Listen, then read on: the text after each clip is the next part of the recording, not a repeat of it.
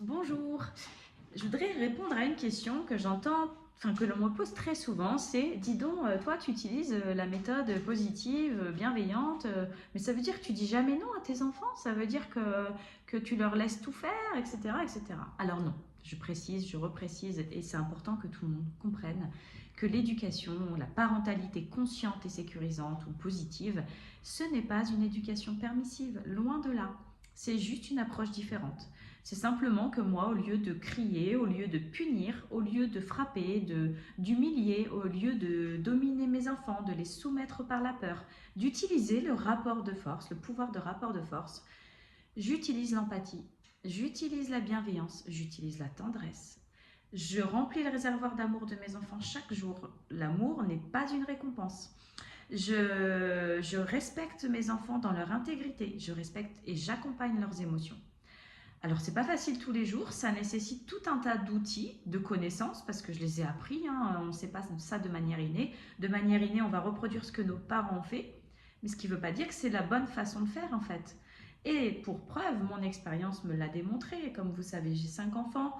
Mes 2 premiers ont connu pendant un certain temps la violence éducative ordinaire, donc les cris, les humiliations, les punitions, la soumission par la peur, etc. Et les 3 autres, non. Ça démontre 2 choses, c'est que c'est rattrapable.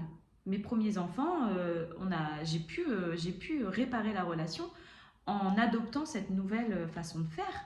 Et ils vont très bien aujourd'hui. Alors, quelques peut-être problèmes encore d'estime d'eux-mêmes, ce qui est normal, hein, parce que c'est une des conséquences de notre modèle éducatif actuel. Mais globalement, c'est réparé, ils vont bien. Et les 3 petits, n'en parlons même pas, ce sont des enfants qui sont empathiques, qui sont respectueux des autres, qui comprennent le bien vivre ensemble et qui le respectent, et qui l'ont maîtrisé même de manière précoce, qui vont avoir plus rapidement géré toutes leurs émotions. En fait, c'est des enfants avec lesquels j'ai pas besoin d'hausser le ton, avec lesquels j'ai pas besoin de tomber dans cette forme, de réaction, je dirais, excessive.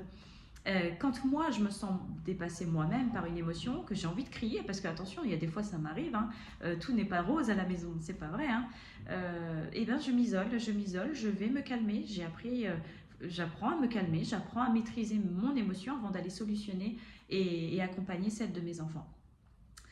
Mais ça fait pas de moi une maman permissive, ça fait pas de moi une maman qui dit oui à tout, bien au contraire. J'ai appris à ne plus dire le non systématique, hein, que l'on connaît tous bien et dont on n'a pas forcément conscience. Mais globalement, je pense doter mes enfants de compétences, de bien vivre ensemble, de respect de l'autre, d'empathie de soi, de respect de soi, pour pouvoir être empathique et respectueux envers les autres. Et surtout de connaissance de soi. Voilà, n'oubliez pas un truc, et je vais finir là-dessus, c'est que les émotions, quand elles sont réprimées et inhibées par les parents, hein, comme on a tous connu ou comme on fait encore beaucoup, par la punition, par la peur, parce que quand on agit comme ça fait simplement qu'une chose, c'est apprendre à l'enfant à se déconnecter de ses émotions. Donc il les réprime et les inhibe. Mais ces émotions-là, souvenons-nous qu'on en a besoin pour vivre. Sinon, on serait l'intelligence artificielle, en fait. On n'aurait pas besoin de nous. Nous, ce qui nous guide, ce qui nous régit dans notre vie, ce sont nos émotions. C'est nos émotions qui nous apprennent à nous connaître. C'est nos émotions qui nous apprennent à nous respecter, à être auto-empathique, à être respectueux, empathique des autres. C'est nos émotions qui nous permettent de dire stop à une situation, de dire oui à une situation, d'être dans le désir de ça, de ne pas avoir de difficulté à faire des choix. C'est nos émotions qui nous guident et qui régissent nos vies. Nous sommes soumis à nos émotions. Donc si on est quelqu'un qui a des émotions réprimées ou si on n'est pas à l'écoute de nos émotions, on a une vie d'adulte qui est plutôt difficile. Alors si on peut épargner ça à nos enfants, c'est encore mieux. Et c'est ce pourquoi je me bats.